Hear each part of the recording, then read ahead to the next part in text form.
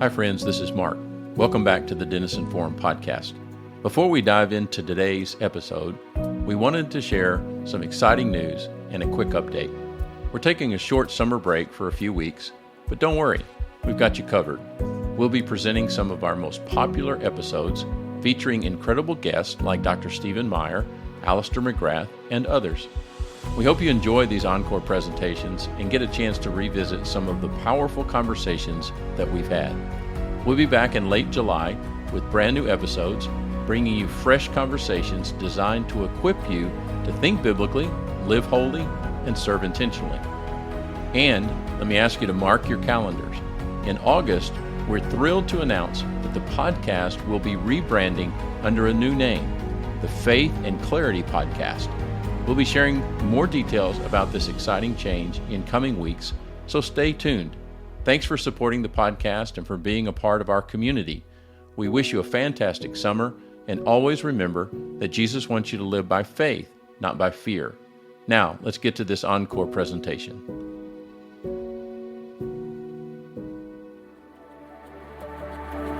Welcome back to the Denison Forum podcast. I'm Dr. Mark Turman, Executive Director of Denison Forum and host for today's conversation about faith and culture, and today, faith, culture, and science, and how those things weave together and intersect, complement rather than compete with each other. Our guest today is Dr. Tom Rudelius. He completed his undergraduate work at Cornell, earned a doctorate in physics at Harvard, and has conducted postdoctoral research at the Institute for Advanced Study in Princeton, New Jersey. Currently a postdoctoral researcher in theoretical physics at the University of California, Berkeley, Tom will begin a faculty position at Durham University in the United Kingdom in the fall of 2023. His research focuses on string theory, quantum field theory, and early universe cosmology. A man of faith and an avid sports fan, he is a frequently requested speaker on topics related to science and faith. He also serves on the board for a tutoring organization in South Africa. We want to welcome Dr. Rudelius to our podcast today. We look forward to an intriguing conversation that we think will help to equip you as you walk with Christ and as you seek to be salt and light for the kingdom of God in your world, in your context.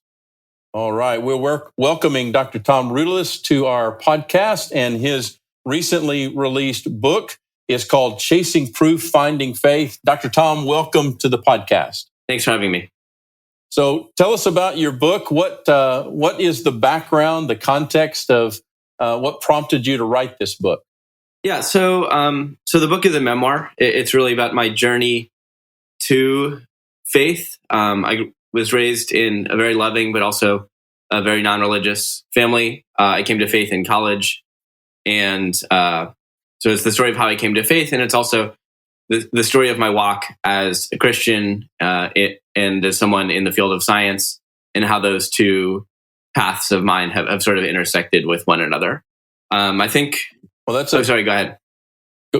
No, go ahead. I was going to say, I think what kind of motivated me is just this.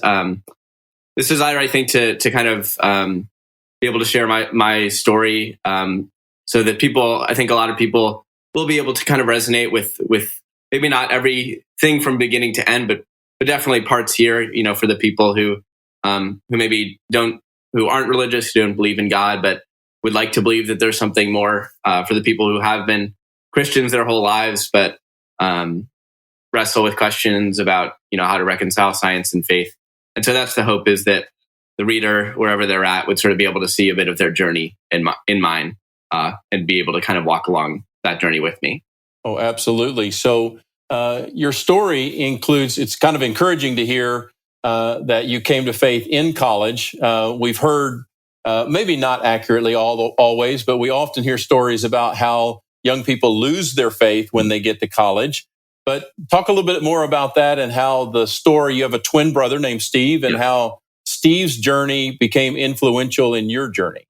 Yeah. So as you say, my brother Steve was really the key person in it. I went to Cornell for college. He went to Northwestern, and his freshman year at Northwestern, Steve met a guy on his floor in his dorm freshman year named Matt. And Matt was probably the first really serious Christian that either of us had ever met. And so Steve started having a lot of conversations with Matt.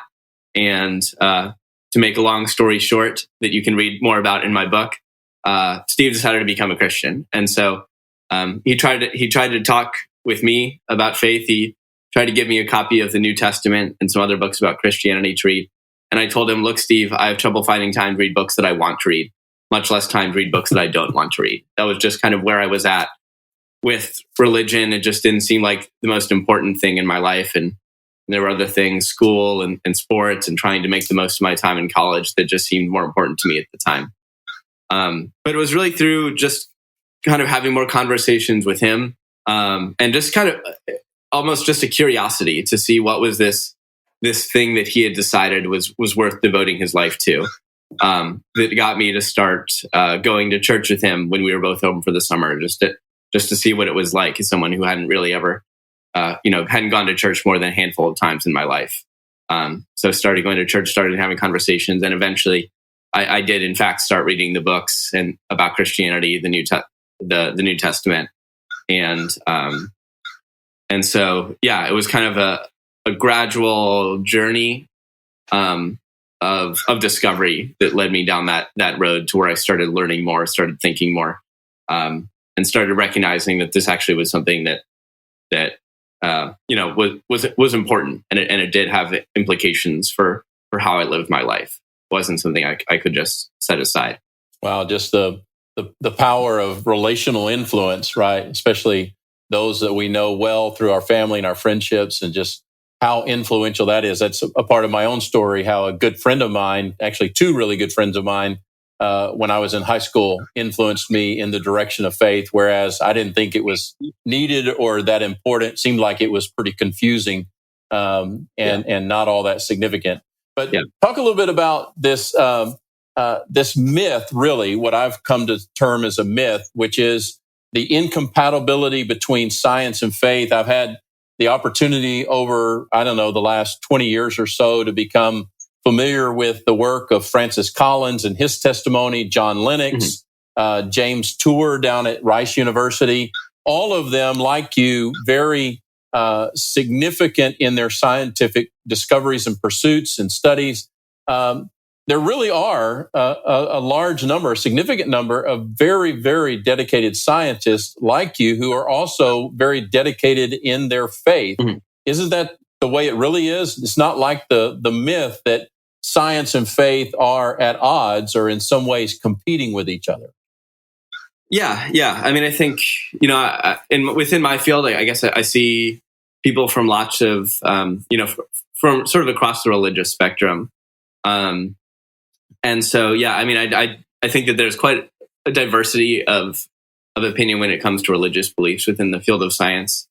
I think that part of the reason why, there's this incompatibility is, I think that for a lot of people, there's kind of this understanding that science and religion are offering two just totally separate and incompatible approaches to the same sorts of questions.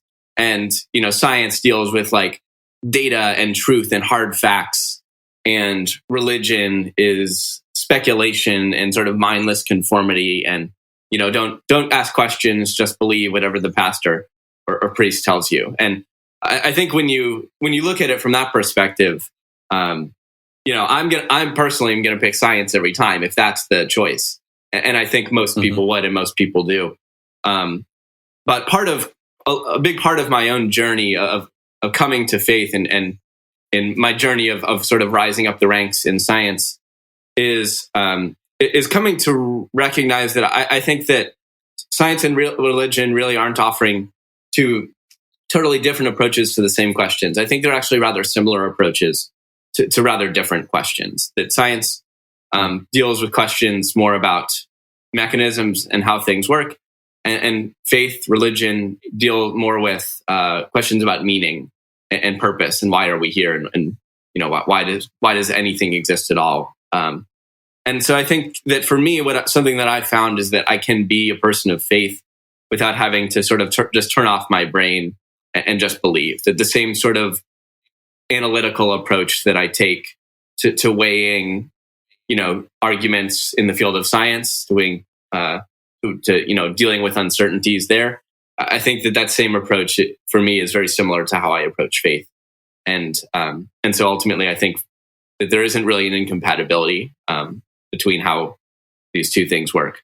Yeah, you did a really great job. I thought explaining how story and science are really two pathways. Can you talk about that a little bit? I in addition to your book, I saw you do a YouTube presentation where I thought this was just so powerful. The reality that there is both the scientific, mechanistic, mathematical side of the world, and there's also the story side of the world. And I thought you really had a great conclusion about which one of those is in the lead, if you will. Yeah. Can you talk about that a little bit? Yeah, sure. Yeah. So, I mean, as you say, I think that, and I think this is part of what distinguishes maybe the non-religious from the religious perspective in the world, is that I think that the non-religious often tends to view the world as sort of like this giant mathematical structure, that there are these laws that not only describe reality but actually define reality. And I think that as a theist, what sort of makes the most sense of the world to me is to view it not just as like this mathematical structure with all these laws, but actually as a larger story, some sort of narrative that you and I are characters in. And I think it's not like these things are incompatible, right? I mean, I think it was C.S. Lewis who had this analogy first of if you ask me why is the cup of water boiling, I could give you like a thermodynamic explanation for how like water boils, and I could talk about phase transitions and stuff like that, or I could just say that the water is boiling because I wanted to make a cup of tea. And so the same phenomenon, right? The water boiling to make a cup of tea can be analyzed from like a purely mathematical, physical perspective. But then there's also kind of this story component, right? That why am I making the cup of tea? That there's sort of the story and the structure that go along.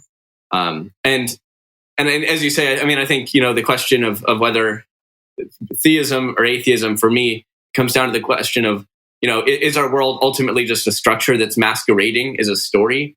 That you and I are just like chemicals, and somehow we've gained consciousness, we've gained sentience, and that's just by a total coincidence? Or is there actually something fundamental about this story that we all experience? And so, I think to me, there's a lot of things that seem nice about the world as a story, but there are also some things that are a little bit hard to square.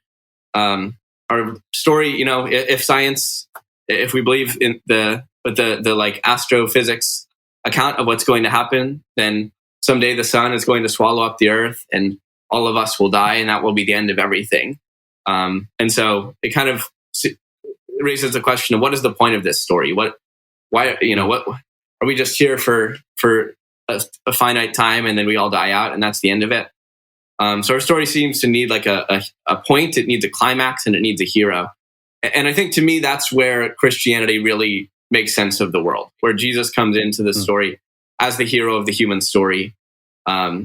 He sacrifices himself for the good of the many, rises triumphantly over the grave in the climactic moment of history. And so to me, kind of the Christian story is the last missing piece of the puzzle of our story, of this true story, capital T, capital S, that we find ourselves living in. And so to me, that's kind of the thing that tips the scales. That to me, Jesus just makes sense out of this world, making sense out of questions like, why does anything exist at all? What are we doing here? What's our meaning and purpose in life? And I think the last thing I'll say on this is, I think what I found too, and what I did find back in my days before I was a Christian, is that it's really hard to actually live practically viewing the world as just like this giant mathematical structure. Like it helps to think of it that way when I'm, working as a physicist and I'm trying to figure out, the laws of nature. That there's, it helps to think of it like that. But ultimately, even as a physicist, I have to go home and like live out the story of my life. And I think it's really hard to live consistently with the idea that we're all just chemicals and, that it's all just matter in motion. We're just here by total coincidence, that somehow all of us need to make some sort of larger meaning, some sort of larger story. And I think it's something I really like about Christianity is I think that it allows me to actually live that consistently with the worldview that I profess. Yeah, great way of explaining it. That sounds like what you mean when you say that Christianity is not just good advice, it's good news. It's this ultimate chapter to the story, right? Yeah, definitely. Yeah. I mean, that was something that was initially very attractive to me is, if Christianity is just good advice, if it's, it's just do this and this is how you have a happy life. It's like, well, do I really need religion for that? I have my teachers, I have my parents, I have lots of people who have given me good advice. But Christianity really comes with something more than that. It comes with a totally different understanding of what the world is that we find ourselves living in. And that's something that, when I realized that's when it kind of became something that I couldn't just ignore, that I can't just go through living life trying to, following good advice, like having this understanding of why is all of this stuff good in the first place? Like what's the purpose? What's the overarching objective that we're all going for? And that was something that, the Christianity, I think, really offers, even compared to other religions, in a rather unique way, that it's mainly about good news rather than good advice. Yeah. Was that the biggest, or were there other preconceptions about Christianity that you had to work your way through as you were on this journey toward faith? Yeah. There are a few. I think one that, growing up, as I said, I only went to church a couple of times, but I had a number of friends who, whose parents kind of dragged them along to church every Sunday. And the thing that they all said was that, church is really boring. The church is really boring. That, the Bible is really boring. And so that was something that when I first started reading the Bible, the copy of the Bible that my brother Steve gave me, pretty quickly, I was actually surprised at how interesting and even entertaining I found it. So he gave me just a copy of the New Testament. So I started with the Gospel of Matthew. And already there, I sort of started to see that there was something really, really unique and really compelling and captivating about the figure of Jesus and about the story of Jesus and his life and death and resurrection. And so that was a big thing too, is I started out, I planned to read just a chapter a day of this Bible that he'd given me. But there were times, getting to the end of one of the Gospels where I just couldn't put the book down, where I just read a few at a time. And so that was something that I think was also, so surprising for me to find that the Bible, the Christianity in general and the Bible in particular weren't boring as I expected them to be. Yeah, that's something similar about our stories. When I was in this same journey, a friend of mine gave me a Bible, put a note at Matthew 1, said, read a chapter a day. Let me know if you have questions. And literally just through unique ways that the story of Jesus just came alive in a way that I never thought that it could or that it would. Part of the uniqueness of your story is that you had an opportunity to go to work for the NSA, for the National Security Agency. That required that you have a polygraph test. Yeah. Talk about how that was a unique part of your journey as well. Yeah. So, so I guess about 6 months or so after I had started reading the Bible, so it was December of my sophomore year of college, I finished reading the New Testament. I had a lot of conversations with Steve. I'd read some other books arguing both for and against Christianity. And I was starting to get to the point where, it seemed intellectually plausible, but it still just didn't seem like something that was maybe worth the investment, I guess, of mine.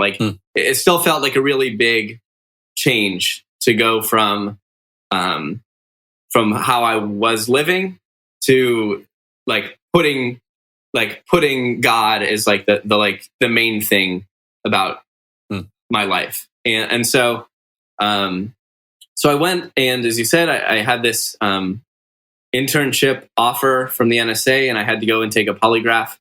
And my feelings towards the polygraph were actually pretty similar to my feelings towards religion, I would say, where I always thought, I thought like, okay, I'm basically a good person. Like, I haven't done anything seriously wrong. This test is going to be fine. So I went in and, just answered the questions, and I was failing. And pretty quickly I realized with this polygraph that I was going to continue to fail, not only if I was lying, but just if I felt guilty about anything. So for about 4 hours, I had to share like everything that I have done wrong in my life, which, by the way, isn't like special. This is like what an NSA polygraph experience is like. But for me, I guess in that moment, doing it, in the midst of kind of this journey of discovery and learning about faith and learning about God, that in the midst of that, I had this. It kind of like hit me that, as I shared all these things that I'd done wrong, it kind of hit me that like, hey, I'm actually not such a good person after all. And in that moment, like the message that Steve had been telling me about this God who has died to forgive us, that all of us are in need of forgiveness from God, that started to really make sense to me in a way that it hadn't before. I remember actually even one time, like earlier on, having this like debate. It was probably the most heated I got with Steve, where I was trying to argue that like most people are generally good, and he was saying like, no, that's not right. That like all people are like sinful and all people are in need of forgiveness. And I always thought, I'm like basically a good person. But it was when I had to share all of this stuff, it's kind of like, hey, maybe I'm not so good after all. And maybe that probably means that a lot of people, like deep down, there's a lot more brokenness, I guess, to use a Christian word, than I would like to admit. And so that to me was kind of like the moment that pushed me over the edge, that made me realize that this is something that I actually need. And in that moment, this Christian gospel of a God who's come to forgive us, people who are broken, who are separated from God, and in need of forgiveness, that started to make sense to me out of my own life and my own perspective of the world. So for me, that was kind of, it was kind of like maybe the straw that broke the camel's back. It's the moment that I like attribute to my conversion. I would call that my like conversion moment. But it definitely was kind of this combination of a lot of these conversations that I've been having with Steve and all I've been reading and learning. And it kind of just hit me in just the right time, that it made me say, you know what? Okay, that's it. If this isn't God like reaching out to me, kind of giving me that moment, then nothing is. And so for me, that was the moment that I would really say that I started calling myself a Christian. That I started, that I put God on the throne of my life, if you will. Wow. Well, thanks for sharing that. That reminds me, I can't remember the philosopher who said this, but he said, modern man is not concerned about sin or its consequences. And you can't appreciate the story of Christianity. You can't appreciate the life and work and story of Jesus if you don't understand what your own need is. Right? Yeah, definitely. It just doesn't make sense. Yeah. So talk a little bit about how you've been received in the scientific community since you became a Christian, and even now as you practice your faith and work in some of these really, really significant places. What's been the reception that you've received? Yeah. And this is something I talk about a little in my book. It's a question. It's like one of the questions that I'm asked the most by Christians, who know that I'm in science. And it's the question I feel like I've never really had a good answer on, because what I realized is just that like the reception has been so varied that it's kind of hard to like have one single answer. Like I've been invited to speak at places, and then the conversation is kind of just like ridiculing religion the entire time. That's pretty rare. Sometimes there are like people who just kind of dismiss religion and don't really want anything to do with it. Sometimes I've had people, other scientists, not even Christians, who have told me that they like really admire my faith. And then I've also run into Christian scientists, and there's kind of like this very much like this bond between us, that we kind of have this like shared scientific experience, but also like this shared religious experience that really like ties us together. So yeah, I mean, I think on the whole, I'd say that, I'm pretty, I think I've had a good relationship with my scientific peers. That in general, my work is judged not based on, what religious beliefs I have outside of science, but on the quality and the caliber of my work. But yeah, I mean, as I say, I think that there's a pretty wide spectrum of religious beliefs within my field. And so I think that people have figured out pretty well, that this is something that people, we can kind of agree to disagree on that. We can still make progress within the scientific realm. The $100,000 matching grant has been met, thanks to friends like you who stepped up. But we're still working toward a $650,000 goal by July 11th as part of Denison Forum's Summer of Transformation campaign. And every gift given today keeps that momentum going. If you've been impacted by this podcast, the daily article emails, or any of our biblical worldview resources, this is your chance to help someone else experience the same clarity and conviction. Your gift today will help expand the reach of biblical insight in a world that desperately needs truth. Visit denisonforum.org/transform25 to give. Again, that's denisonforum.org/transform25. The match is complete, but the opportunity to impact our culture for Christ is just getting started.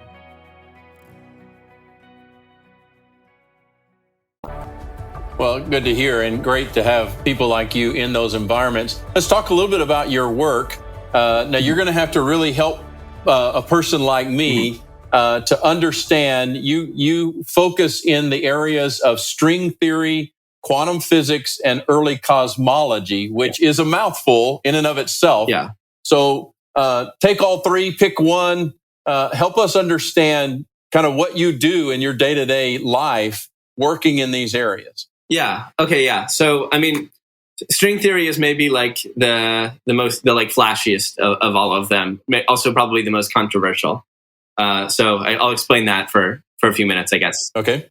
Yeah. String theory is it's an attempt to combine two very well established paradigms within modern physics. There's Einstein's theory of gravity, which is called general relativity. And then there's the theory of quantum mechanics. So quantum mechanics deals with very small things like atoms and electrons and stuff like that. General relativity, because it's a theory of gravity, it deals with very heavy things. So things like black holes and kind of the universe as a whole, and galaxies and stars and planets and stuff like this. But so both of these paradigms work really well in their own domain and validity. But if you kind of consider an overlapping domain where you have objects that are both very small but also very heavy, very dense, like for instance, if you go to the singularity of a black hole, for instance, the quantum mechanics and general relativity, they kind of don't fit well together. So what that means is that there has to be some sort of additional paradigm, some other theory, which somehow combines the two of them. And so string theory, this is where string theory comes in, and this is its claim to fame, is that it's really the best and maybe even the only consistent way to consistently combine quantum mechanics and gravity, general relativity, into a consistent theory of what's called quantum gravity. So string theory, it's called string theory because it says that everything is made up of little strings, things that we used to think of as particles, like electrons or quarks or photons. We used to kind of think of these little particles as points in space. String theory says, no, actually they're extended in one dimension. So they have a length, so we call them strings. And the reason why it's controversial, well, in part is ignorance. In part is because it just doesn't really have any direct experimental verification. So unlike a lot of other areas of science where we have hypotheses that are you develop some theory, you develop some hypothesis, then you test it experimentally. In string theory, there isn't really that experimental verification process. On the other hand, where string theory differs and where like fundamental physics differs from a lot of other areas of science is that the mathematics itself is very like tightly constraining. In other words, you can learn a lot about quantum gravity even without direct experimental evidence just by requiring mathematical consistency. Like it's not easy to put together gravity and quantum mechanics in a consistent way, just like how it's not possible to put together special relativity and quantum mechanics in a consistent framework. So there's a lot, that's kind of a difference, I guess, which makes string theory maybe more plausible and it makes it possible to learn things even without experimental evidence. But it still does raise the question of, is this really science? It's kind of a different approach than most other fields of science take. And so this is why a lot of people who are more accustomed to that approach maybe aren't such big fans of string theory. But anyway, that's kind of what I do. A lot of what I do is focused on trying to connect string theory to experiments to try to like bridge that gap and figure out ways to test string theory. But it's like a very difficult task. So it's something that we kind of make only incremental progress in every day. So do those areas lead you toward this area of early cosmology? Is early cosmology talking about the origin of the earth, those kinds of questions that you would typically, if you went to an average church in the United States and had a conversation about science and faith, you're going to get the question about, okay, how old is the earth and what about the dinosaurs? My own 5-year-old granddaughter is asking me, okay, where are the dinosaurs in the Bible? Right. Yeah. Is it taking you in that direction? And maybe a broader way to say this is creationism and evolution, are they at odds with each other, or can they be complementary? Yeah. I guess I think it depends on what the definition of creationism is. But because I think that there are different ways. There's like theistic evolution. There's young Earth creationism. There's old Earth creationism. There's a lot of even within Christianity, and even apart from sort of what science tells us, I think there's like good and interesting and important debates about how to interpret some of these early Genesis texts. Now, my research itself deals with like when I talk about like early universe cosmology, it's like way before like the formation of the Earth. So it's like Big Bang, like 10 to the minus 34 seconds after the universe's beginning, because that's where the energies are high enough that we actually maybe have a hope of testing string theory. So personally, I like subscribe to an old Earth view of the world, and I think that as I said before, I think in general, like faith, religion, the Bible is telling us more about meaning and purpose, and science is telling us more about mechanisms and how God has done what He's done. And so, to me, I think that the questions that I'm, from a scientific perspective, someone who studies cosmology, I think that the questions that I'm looking at in that capacity are the sorts of questions that science is like made to answer. That's the realm where science should be applied. And then I think that, for when I look at the Bible, I think that this is something that's less focused on giving us like a scientific account of creation, a step-by-step process, and more of telling us like what is the meaning of all of this? Why did God create? And really distinguishing that narrative from the narratives of a lot of the other religions of the time. So I guess from my perspective, there isn't an incompatibility necessarily, but I think it depends on how one interprets the science, how one interprets the text, the Bible, and how those things go together. So as you went down this road, as you continue to go down these roads, oftentimes we get into this kind of a conversation about science and faith, and where they weave together, how they are complementary disciplines, but also different disciplines. Talk about the difference between evidence and proof. Christians who are not as scientifically geared as you are will sometimes get, I think in some ways, errantly down this road about proof, about this proves this or that, especially when it comes to matters of faith. Talk about the distinction between evidence and proof. Yeah. So, I mean, personally, I pretty much never like to use the word proof, unless it's in the context of like a mathematical proof. And even in mathematics, when we talk about mathematical proofs, I was a math major, by the way, before I became a physicist. I did my share of math proofs and stuff. And even in math, when we talk about proof, we don't mean like 100% certainty. What a mathematical proof means is that the conclusion follows logically from certain axioms. And that's not the same as 100% certainty. I mean, I can guarantee you that there are mistakes in the mathematics literature, right? Even mathematicians make mistakes in their proofs. So when mathematicians and logicians talk about proof, it's not necessarily like 100% certainty. And so I think that's why, for some people, the word proof kind of denotes this 100% certainty. And the reality is that I think we really never have 100% certainty in anything. Every scientific experiment has error bars that are quantifying how much uncertainty do we have, right? How much error is there? And I think that's true for when it comes to questions of faith as well. I think that every debate that we ever have, every theological discussion, every moral discussion, every scientific discussion, there's always going to be some amount of uncertainty, and I think that what we have to do, as a scientist, the goal of science isn't just to avoid uncertainty altogether or say like, oh, if there's uncertainty, well, then this is too speculative and this isn't science. Really, science is about trying to quantify, minimize, and navigate uncertainty.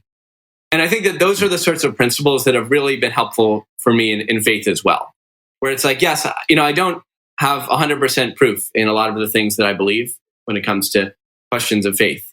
And, I would say, I believe in God. I'm not as certain in the existence of God as I am in the existence of gravity or something like that. But at the same time, right, and this is I think the key thing with science, my journey of science has taught me is it's just because there's some uncertainty doesn't mean that it's just a total shot in the dark.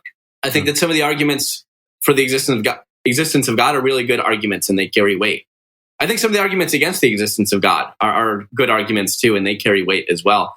And so part of the journey for me has been learning how to navigate these uncertainties, how to balance the weights and to figure out what I actually believe, and also to figure out, which position makes the most sense from a practical perspective.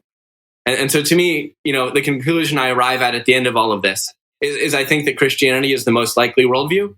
And I think it's definitely practically the most reasonable path for me to follow. Like I'd much rather give my allegiance to God, to Jesus, than to anything else that I know isn't going to pay off.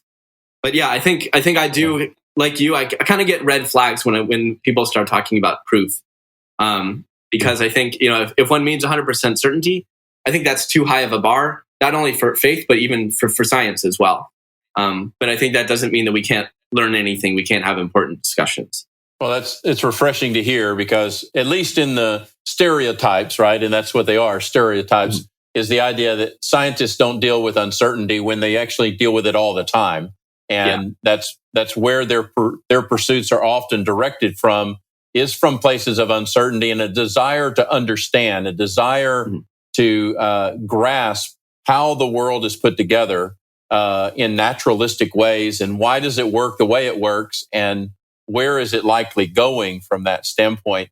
But in this conversation, you get back in some ways to, at least on the faith side of this, the core questions around the evidence for the Bible, and how in this conversation do you reconcile scientific realities that we do understand at this point relative to things we see in the Bible, particularly miracles, Talk about your journey on that side of it. How did you come to have confidence in the credibility of the Bible, and that including its stories of things we can't explain, particularly miracles? We hear these stories about Thomas Jefferson, how he took out all of those pieces from his Bible, what's called the Jefferson Bible. Yeah. How did you work your way through that? Yeah, so I think that this is one of the areas that I really saw like the most dramatic shift from where I started to where I am today. Like I remember this was like when I started talking with Steve, I started having these conversations, kind of figuring out what I'd believe, because I never really thought about it too much before. But I kind of was like, okay, I could believe that there's a God of some sort. I could believe that there's some sort of, like higher intelligence behind all of this. But I really struggled like with this idea of miracles. Like I liked the idea, or it's like, I believe in science. I'm a scientific person. How do I believe in miracles? Because to me, miracles were kind of like a breakdown of the laws of nature and a breakdown of the way that the world is supposed to be.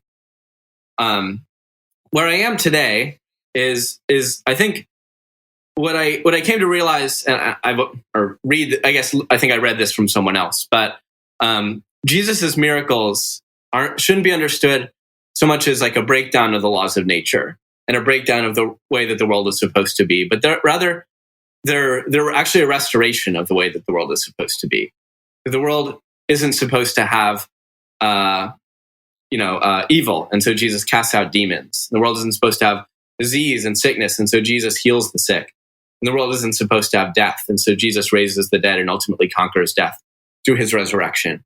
And I think where this really gets back to is that thing we were talking about before of structures and stories, where if the world is just some giant mathematical structure, then yes, like miracles don't make any sense, right? Because if the laws of nature is all that exists, then how is anything else going to come in and like break those laws of nature? But what I realize is, it's a little bit circular, because yes, if I assume atheism, if I assume that the world is just some giant, that it's all just math in motion, then yes, miracles just like don't make any sense at all. But Jesus isn't saying, atheism is true and I'm going to do these miracles. Jesus comes in with this whole different understanding of what the world is, that it's not just this mathematical structure, but that is actually this larger story, that there's a God in charge of it. And within that story, right, as I say, that these miracles have a function, they have a purpose. It's not just random breakdowns of the laws of nature. It's that it's actually God restoring his world to the way that it's supposed to be. And so, the difference, is the miracles aren't just accidents. They're actually key, the crucial parts. Paul talks about how, if Jesus hasn't been raised, then our entire faith is in vain, that we're still in our sins. And so I think from that perspective, when you look at it from this perspective of the story, you see in the miracles of Jesus, and especially in his resurrection, this like key miracle, this, I guess what Tolkien called the eucatastrophe, where good miraculously triumphs over evil, that you see in the climax of every great story. From that perspective, I think the miracles of Jesus make a lot of sense.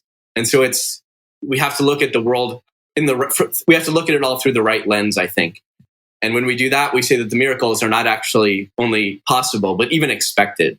They're the sort of things that we should expect that the God revealed in Jesus would do in these key moments. Like I said, as indications of God restoring all things, a taste of that and an indication of what Jesus will ultimately do at the culmination of all things. Amen. Your book does a great job of helping us to get a fresh handle on what I would call the positive side of doubt, or the embracing of uncertainty. We all have this struggle that we deal with on a daily basis, how life seems to be random. What kinds of doubts and uncertainty are you working through right now? What questions are you moving toward in your journey of faith at this point? Yeah. And talk a little bit about how doubt and question is actually a wonderful gift from God. I think it's useful, and what I found is it's kind of useful to separate like the two categories of doubts. One of them is I've experienced a few seasons in my life of just like terrible, like devastating doubts of just like almost unable to get out of bed in the morning, and what I have come to realize is actually what that is not really doubt. It's really just like mental health issues. It's like anxiety or depression. And so that's the first thing that I want to say, for the people who are in that I think it's easy to believe like, oh man, I'm really struggling. I need answers. And as a good friend of mine told me last time I was going through this, like, dude, if you're literally dry heaving right now, you don't need answers. You need treatment. And so I think that's really the first thing. And I got, that sucks. Like that, I think having experienced like those sorts of doubts, those sorts of fears and anxieties, that just sucks. And I think, for anyone who's doing that, like get treatment, do what you got to do, and feel free to like leave the questions for another time. Now, the second type of doubt I think is fortunately I'm not experiencing that first kind right now. Thank God. But I think there's a second kind, which is kind of just like the questions, the things that nag at us, the things that bother us, that we feel like, man, I really wish I understood why God did that or why it was like this. I think those are the sorts of things that can be like good and helpful and push us to like new and better ways of understanding God. So for me personally, I think the three like good arguments against God, I'll say, the ones that have actually, I think there's a lot of really bad arguments out there, right, that you can find online. But there are three that have actually really given me pause. There's the problem of evil and suffering. There's the hiddenness of God, of like, why isn't it more obvious that God is just like, that he just exists? Like, why doesn't he talk to us audibly? Why isn't it clear that he's there? And the other one is the Bible. Like, I love the Bible in some ways. Like, there's so much there that I just love.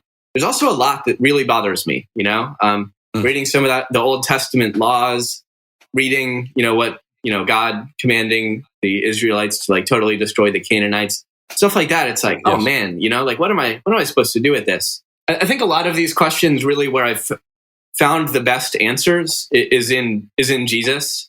And somehow like looking at him, looking at who he is, that somehow there just seem to be better answers to these questions than I find anywhere else. And so for me, I like to think at least that these sorts of doubts, these sorts of questions are in some ways the questions that God wants us to ask. That he wants us to ask these things because ultimately they're going to point us to him. And I think you especially see that with the problem of evil and suffering. It's been called the rock of atheism. It's something that atheists have and theists and Christians and everybody alike has wondered for millennia is, where is God in the midst of all this suffering? And I think it's something that's really special and compelling about Christianity to me is the way that Christianity really makes this like the main point of the entire Bible from the very beginning, with Adam and Eve rebelling against God and evil and sin entering into the world, to the psalmist asking like, why, O Lord, do you stand far off? Why do you hide your face in times of trouble? All the way through to Jesus and healing the sick, to Revelation where the Apostle John like foresees a future day where all tears are wiped away from all faces and evil and pain and suffering and death is no more. That I think that really God wants us to ask this question from page 1 of the Bible of, God, where are you in the midst of suffering? So that someday we eventually will get to Jesus and we see that this is where God is in the midst of suffering, that he's suffering alongside us. So I think that a lot of these questions that were, it's not like God wants us to just not ask questions and believe. I think that these are the doubts that God has given us, that he's given us these puzzles, these mysteries, precisely because they're the mysteries that will point us back to him. Yeah, well, that's great insight as well. And I think all of us are struggling with those same three kinds of questions. On the second one, why isn't God more obvious? I've just kind of come to the conclusion, at least for now in my mind, that God doesn't make himself more obvious so that he's giving me room to believe. If he was more obvious, he could become so obvious that we'd have no choice. It would be just required that we believe. And he's giving us room in order to do that. But I think you're right. I think we're all struggling with those same kinds of questions. And in a world that seems at times very chaotic and sometimes just downright evil, it can be really challenging. You're moving into a new opportunity in life by moving to Durham University. What will you be focusing on there? Yeah. So I'll be starting my first faculty position there. I'm a postdoc at Berkeley right now, but in September I'll be starting a faculty position as a professor at Durham University. I'll mainly be continuing my research in string theory, in quantum field theory, early universe cosmology, but then I'll be doing a bit of teaching, probably some graduate classes, some undergraduate classes in physics and math. Fantastic. Well, Dr. Tom, thank you for taking some time to talk to us today about your work and about your book. Again, folks, it is Chasing Proof, Finding Faith by Dr. Tom Rudelius. You can also find him on YouTube. Some great presentations there. Dr. Tom, a last word before we go that you'd like to share with folks. Oh boy, I wasn't ready for this. But I think I'd just like to say thanks for having me on. I hope people will enjoy my book and be able to resonate with my story. Well, thanks again for being a part. And we want to thank our Denison Forum audience. If this has been helpful to you, please rate, review us on your podcast platform. Share it with friends and family so that they can be a part of the conversation as well. And we're grateful for your time with us today. God bless you. We'll see you next time on the Denison Forum podcast.